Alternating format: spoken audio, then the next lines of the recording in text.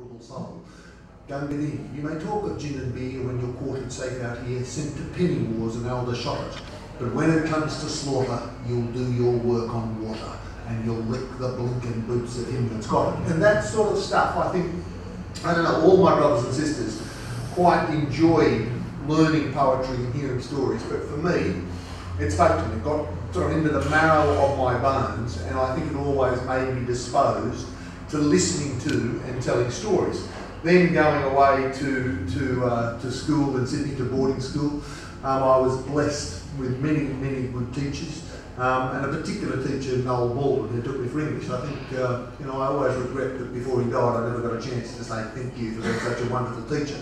And if I had sort of a blinding flash of moment of realising how wonderful books could be, was reading Great Expectations. Am I right in saying just about everybody here has read Great Expectations? I mean, for me, that is the work of genius. When I was reading that, I just couldn't believe that one man, Charles Dickens, could have the wit, the wherewithal, the brains, the ability, the genius to write a story like that. And at one point, a dear friend of mine confided in me, we were studying it together, this dear friend, let's just call him Bruce Young, confided in me that he had more or less fallen in love with Estella, who was the principal female character in the book. And I found this absolutely pathetic and quite sad, because I knew Estella loved only me. And I felt that sort of thing, I suppose, first put into my head that, one day I'd like to write books myself. And not fiction, I'll warm up to the fact that I do non-fiction. But oddly enough, rugby was also something that propelled me down the road of telling stories for a living. And again, I suspect a few people would look at rugby and not see what I see. The former Wallaby coach Bob Dwyer once famously said of rugby that when I see a game of rugby, in the angles of attack, I see the same angles as a Rodin. In the angles of the back line's attack, I see the same angles as a Rodin sculpture. In the clash of the scrum, I feel the power of the William Tell overture. Now, plenty of people don't see that. They see a bunch of Neanderthals running into each other at pace and bleeding upon each other for reasons best known to themselves.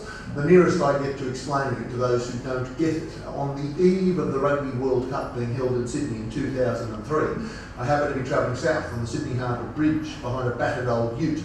And in the back of this ute was this old mongrel bloodhound dog. And I was very interested to observe its behaviour, because instead of doing the sensible thing, which was to take shelter down behind the cab out of the wind and the rain and the sleet and the cold, instead of that it jammed its big ugly mutt head right out into the oncoming rush of wind, meaning that on one side its big ears, it's hitting like this, and there's some slobbering tongue and jackhammering the other way. The stupidest thing a dog ever did, having the best time a dog ever had. And for me, driving behind, I felt an instant sense of brotherhood with that dog. I felt if that dog could be a human, that dog would be a rugby player. I might say in all honesty, these days, if ever I see one of those prissy, prancing, pompous little poodles bouncing along on a leash behind mistress, I always think, there goes a golfer.